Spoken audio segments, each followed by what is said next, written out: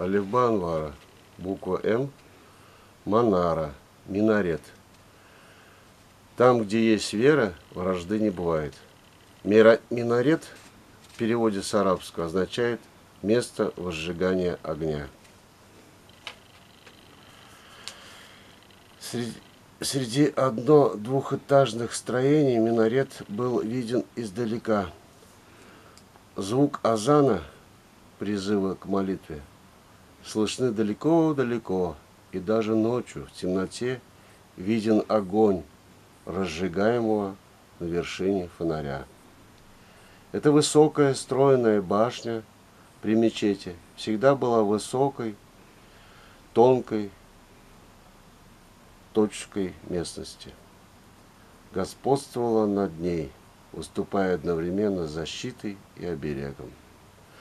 Конечно, времена изменились. Звукоусилительная аппаратура, электричество, многоэтажные застройки практически свели на нет эти функции.